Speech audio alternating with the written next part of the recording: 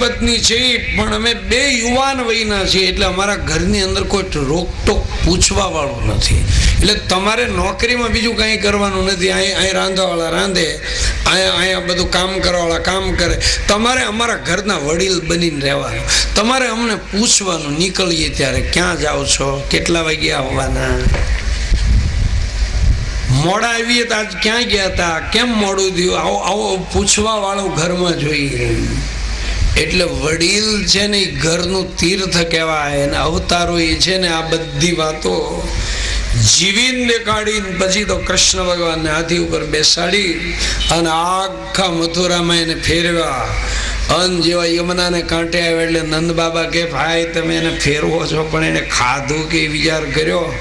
2 દિવસથી કાંઈ ખાધું નથી, ઉતારો ઉતારો એમ કહીને હાથીની અંબાડી ઉપરથી હેઠે ઉતારી અને યમુનાને કાંઠે એને માખણ મિશ્રી સોગંદ આપીને નંદ બાબાએ ખવડાવ્યા અને આરામ લેવરાયો. એ જગ્યાનું નામ પડ્યું વિશ્રામ ઘાટ. જે લોકો ગયા હશે ને ખબર હશે કે આજે પણ મહારાણીની સવાર સાંજ ત્યાં આરતી ઉતરે છે વિશ્રામ ઘાટ ઉપર. અને એ પછી કૃષ્ણ ભગવાન કંસને માર્યા પછી આટલું મોટું મથુરાનું સંઘનું શાસન પગ પાસે પડ્યું છે. 11 વર્ષની નાની ઉંમરે પણ એક જ સેકન્ડમાં કોઈ પણ જાતનો વિચાર કર્યા વગર તરત જ જેલમાંથી ઉગ્રસેનને છોડાવ્યા અને છોડાવી અને પ્રમુખનો મુગટ એને ફેરાવી દીધો. એને કીધું મેં કોઈ સત્તાના લોભથી કૃષ્ણને નથી માર્યો, કૃષ્ણ એના કંસ એના પાપથી ભર્યો છે. એટલે આ વૃષ્ણિ સંઘના પ્રમુખ તમે છો. આમ કરી નાની 11 વર્ષની વયે મથુરાનું સંઘનું રાજ્ય આપી દીધું ઉગ્રસેનને. હવે કેટલી અનાશક્તિ કહેવાય, તમે વિચાર તો કરો. 11 વર્ષની ઉંમર એટલે ચોકલેટ દેખાડો ને તોય ના ન પાડે એવી ઉંમર કહેવાય. અને આ સંઘનું આખું પ્રમુખશાહી જો, અને એવું સંઘનું શાસન એક જ સેકન્ડમાં ઉગ્રસેનને આપી દીધો, કાંઈ વિચાર કર્યા વગર. કેટલી અનાશક્તિ. અને ભાઈ જ્યાં સુધી વાણી વર્તન એક ન થાય ને ત્યાં સુધી વાણીમાં તાકાત ન આવે. જ્ઞાનને હંમેશા ક્રિયાત્મક બનાવનારની ખોટ છે, એને હૃદયસ્થ કરે. તમે જુઓ રામની આગળ 3 રાજ આવ્યા. એક બાપનું રાજ અયોધ્યાનું, એ ભરતને આપ્યું. 2 કમાયેલા, પેલા વાલીને મારીને કિષ્કિંધાનું એ સુગ્રીવને આપ્યું, અને રાવણને મારીને લંકાનું રાજ વિભીષણને આપ્યું. વાલ્મીકી રામાયણમાં તો લક્ષ્મણ એમ બોલ્યા કે હે મોટા ભાઈ, તિજોરી લઈ લઈને ખાલી રાજ આપી દઈ તો વિભીષણને. ત્યારે રામે હસતા હસતા કીધું ભાઈ આવડો મોટો હાથી આપી દીધો, પછી 1.5 વેંતના અંકુશમાં જીવ ન ખાય. 3 રાજ આપી દીધા. એટલે તો તમે જો 2 મહાપુરુષ કાળની સામે છાતી કાઢીને ઉભા. નકર અહીં બેઠેલાને કોને ખબર નથી કૃષ્ણની વાતો, રામની વાતો બધાને ખબર છે. અને છતાંય તમે જ્યારે વાગોળો ને ત્યારે દિને દિને નવમ નવી જ લાગે. આ છે ને આ 2 મહાપુરુષને કાળ ખાઈ ન ગયો ને એ તો ગમે એવી વાત છે ને એને કાલ પીબતી તદરસમ. કોઈ પણ વાતને કાળ ઝડપ દઈને ખાઈ જાય. તમને આજ નવી નક્કોર લાગે ને એ વાત કાલ જૂની થાય, પમદી એનાથી ઝાંખી થાય અને ધીમે ધીમે ધીમે કાળના પેટમાં ખલાસ થઈ જાય. અને આ રામ અને કૃષ્ણની વાતો વર્ષોથી હજી એમને ઉભાયનું કારણ અનાશક્તિ છે. 3 રાજ ઉપર પાણી છોડી દેનારા રામ 11 વર્ષની ઉંમરે આટલું મોટું સંઘનું શાસન મળી ગયું. એક જ સેકન્ડમાં ઉગ્રસેનને પ્રમુખશાહી આપી. હવે આપણે એક 5 રૂપિયા પડી ગયા હોય ને ત્યાં તો આખી શેરી ગજવે, હર મારા કે સકલ્યા જેવા 5 પડી ગયા. આખું આમ શેરી ગજવી દે. આજે છે ને એને એમ કીધું છે મેં રાજ્યના લોભથી નથી માર્યો, એના પાપથી મર્યો છે. હું તો પ્રજાનો સેવક છું. કેટલી અનાશક્તિ. અને આ તો ભાઈ ગીતાનો ગાનારો. જેવું બોલ્યો ને એવું જીવ્યો. I said and I did, મેં કીધું અને મેં કર્યું. આ ગીતાનો ગાનારો. અને એ વખતે ગર્ગાચાર્ય છે ને નંદ બાબા પાસે આવીને કે બાબા આજ તમને ચોખવટ કરું, કનૈયો છે ને એ વસુદેવનો દીકરો છે, તમારે ત્યાં બાબા દીકરી થઈ હતી એટલે હવે વ્રજમાં ગોકુળમાં નહીં આવે, હવે અહીંયા મથુરામાં રહે છે. ક્યાં તો નંદ બાબા ધ્રુજવા માંડ્યા. કનૈયો દોડતો આવીને ભેટી પડ્યો ને કે બાબા અમે અખાડામાં કે ઓલા મલ્લોની સામે કુસ્તી કરતા હતા ને ત્યાં મને કે હનુમાન દાદા દેખાણા હતા. નંદ બાબા ભોળા બહુ, બેટા મેં તારી આટું છે ને હનુમાન દાદાને માનતા રાખી હતી. તો કે હા એટલે જ મેં મલ્લોને માર્યા, મને હનુમાન દાદા દેખાણા હતા. પણ બાબા અમે તમારા જેવો દુનિયા ભલે ગમે એમ કે તમે મારા પિતા છો, પણ મેં કંસને માર્યો ને એટલે હવે એનો સસરો મારી ઉપર ખીજાશે, બગડશે, જરાસન. અને એના મિત્રો છે દંતવગ્ર, કાલિયવન, શિશુપાળા, બધા મારા ઉપર ક્રોધમાં આવશે. એટલે બાબા હમણાં હવે હું જો વ્રજમાં આવું ને તો વ્રજવાસીઓ મારી હાટું થઈને બધા દુઃખી થાય. એટલે હમણાં હું અહીં થોડોક ટાઈમ મથુરામાં રહું. અને તમારે હમણાં કોઈને એમ ન કહેવું કે કનૈયો મારો દીકરો છે. જો તમે આવું બોલશો ને તો ઓલા રાજાઓ બધા છે ને તમારી હારે વેર રાખશે. પણ તમારા આશીર્વાદથી એકવાર બધાનો પરાભવ કરું અને પછી હું વ્રજમાં આવીશ. મારી ગાયોને સાચવજો અને મારી માને કહેજો કનૈયો જરૂર આવશે. એ વખતે નંદ બાબા હામું નામું જોઈ રહ્યા. અને હંમેશા પ્રેમમાં છે ને આગ્રહ હોય, પણ પ્રેમમાં દુરાગ્રહ ન શોભે. એટલે નંદ બાબા પૂછે તો હું એકલો જાઉં? તો કે હા બાબા, અત્યારે તમે આ બધા બાળકોને લઈને વ્રજમાં વયા જાઓ, નહીં તો આ બધા રાજાઓ છે ને એ વ્રજવાસીઓને દુઃખી કરશે. હું તમારો દીકરો છું, હું જરૂર આવીશ. નંદ બાબા કે બેટા મને બહુ આગ્રહ કરતા નથી આવડતું, પણ હું નારાયણને પ્રાર્થના કરીશ કે કનૈયો જ્યાં હોય ત્યાં સદા સર્વદા સુખી રહો. કૃષ્ણ નંદ બાબાને ભેટી પડ્યા અને પછી બાળકોને લઈ અને નંદ વૈયા ગયા વ્રજમાં. અને હવે વસુદેવ ને દેવકી જેલમાંથી મુક્ત થયા. અને પછી ગર્ગાચાર્ય પાસે મુહૂર્ત જોઈ અને કૃષ્ણ ભગવાનને જનોઈ દીધી છે. તમે જો અવતારો એ જનોઈ લીધી છે, એ વેદની ચપરાશ છે. રામાયણમાં રામે જનોઈ લીધી, અહીંયા કૃષ્ણ ભગવાને પણ જનોઈ લીધી. જનોઈ છે ને એ વ્રતનિષ્ઠ જીવન છે. જનોઈ લીધા પછી મા બાપના ઘરે રહેવાય નહીં, ગુરુના તપોવનમાં ભણવા જવું પડે. જનોઈ લીધા પછી છોકરો 22 વર્ષનો થાય ને ત્યાં સુધી ગુરુના તપોવનમાં રહે. પછી વિદ્યા અભ્યાસ કરીને પાછું આવવાનું. ઘરમાં વિદ્યા ન મળે. એક બાજુ ટીવી હાલતો હોય ને એક બાજુ રેડિયો હાલતા હોય ને એક બાજુ બધી ઘરનો વહીવટ હાલતો હોય ને છોકરો ભણતો હોય ને એમાં વિદ્યા ન મળે. હા, પેટ ભરવાની મળે હો. બીજાના ખિસ્સામાં જ પોતાના ખિસ્સામાં કેમ આવે એ વિદ્યા મળે, પણ જીવન જીવવાની વિદ્યા ન મળે. એટલે તો આજ તમે જો કદાચ ભણી ગણીને સારામાં સારો એન્જિનિયર થાય, પણ એ એક કુટુંબના ભાઈ તરીકે થર્ડ ક્લાસે હોય. જીવન જીવવાની વિદ્યા અને શિક્ષણનો હેતુ શું છે? તો કે ગઈ પેઢીનો અનુભવ અને ગઈ પેઢીનું જ્ઞાન આવતી પેઢીને મળે, એ શિક્ષણનો હેતુ. અને શિક્ષણ એટલે ડ્રો આઉટ. અંદર જે સુષુપ્ત ગુણ પડ્યા છે, સુષુપ્ત એવી શક્તિઓ પડી છે, એને બહાર લાવવી, એને ખીલવવી અને એને કર્મયોગમાં જોડી દેવી, આ શિક્ષણનો હેતુ છે. એટલે વિદ્યા શા માટે મેળવવાની? તો કે જીવનનું દર્શન કરવા હાટું વિદ્યા મેળવવાની. જીવનમાં સુખ, શાંતિ અને સમાધાનની પ્રાપ્તિ માટે તેની વિદ્યા મેળવવાની. એને વિદ્યા કહેવાય. સા વિદ્યા યા વિમુક્ત, જે મુક્તિ આપે. શેમાંથી મુક્તિ આપે? તો કે વિકાર ને વાસનામાંથી મુક્તિ આપે એને વિદ્યા કહેવાય.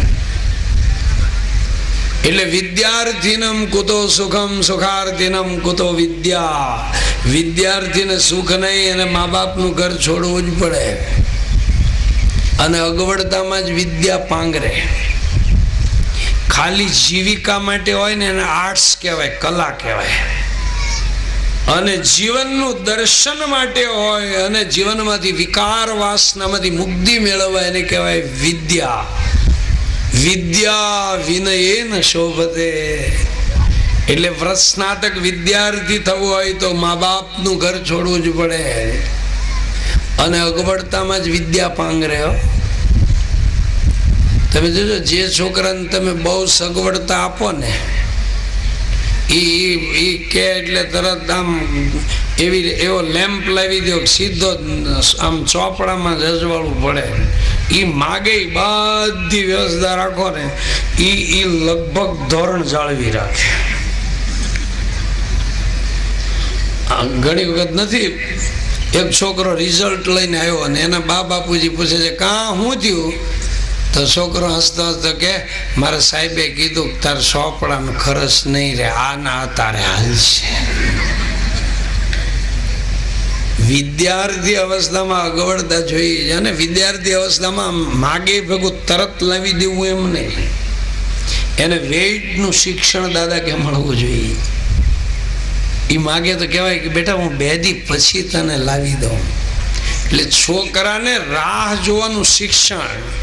આજે તમે માગ્યા ભેગું જ લાવી દો ને પછી તમે જોજો જુવાન માણસ થાય ને પછી એની મનની ઈચ્છા પ્રમાણે ન થાય ને તો ભાંગી પડે. એટલે તપોવનમાં તો છે ને ધોતીનો એક જ જોટો એટલે એકમાંથી 2 થાય, આખું વરસ એમાં હકવવાનું, ફાટી જાય તો હાંધીને.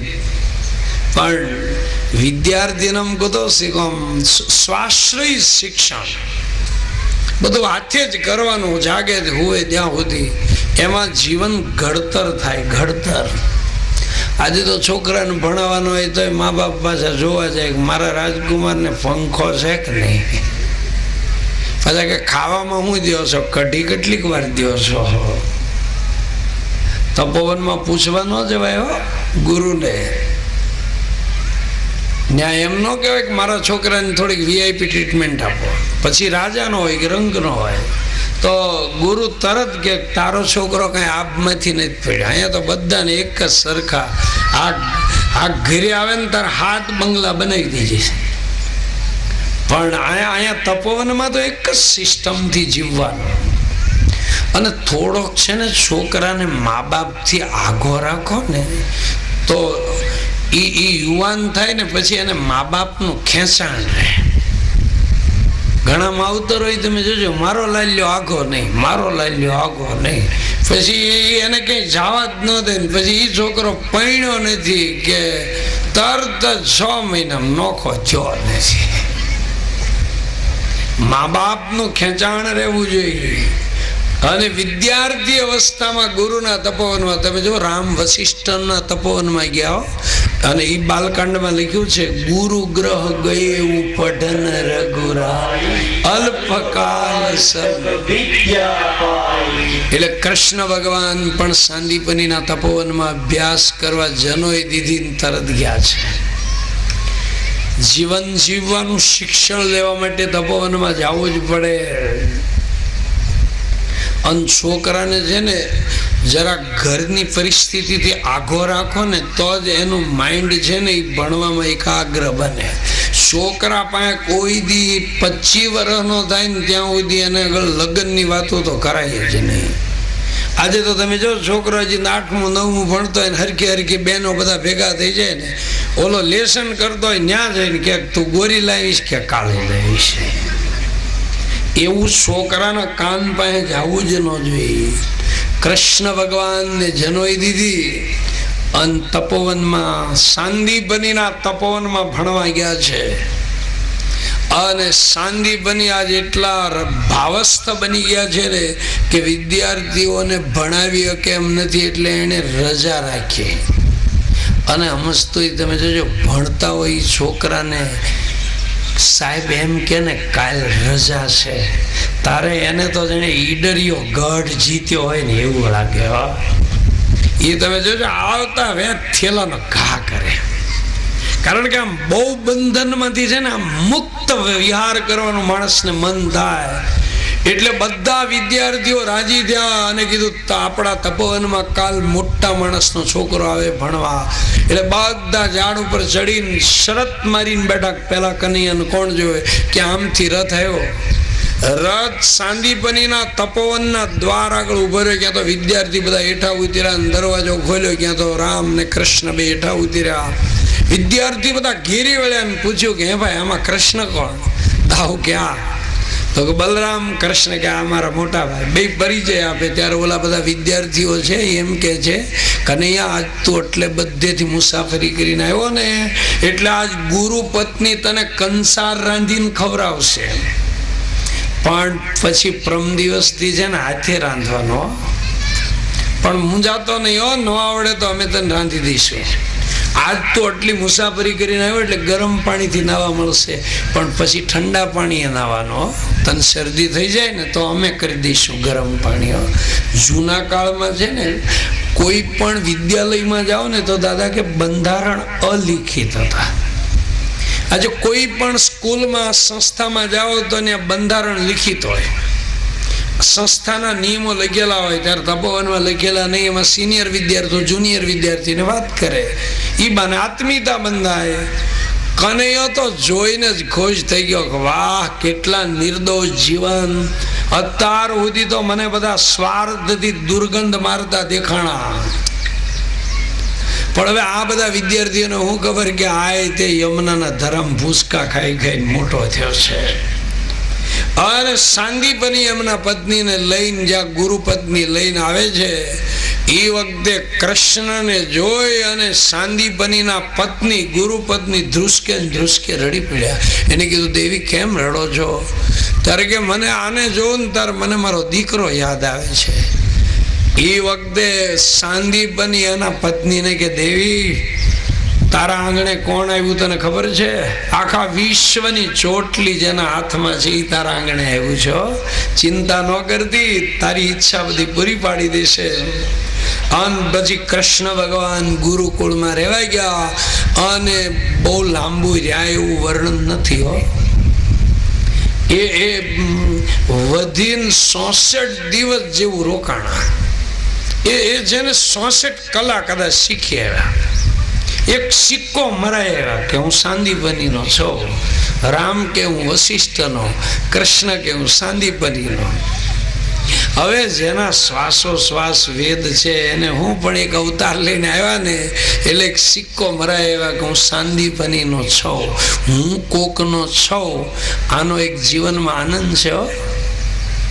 યાજ્ઞવલ્ક્ય કે હું વૈશંપાયનનો, જનક રાજા કે હું યાજ્ઞવલ્ક્યનો, રામ કે હું વશિષ્ઠનો, કૃષ્ણ કે હું સાંદીપનીનો, પ્લેટો કે હું એરિસ્ટોટલનો, કોઈ કે હું સોક્રેટિસનો, હું કોકનો છું. આનો જીવનમાં આનંદ છે.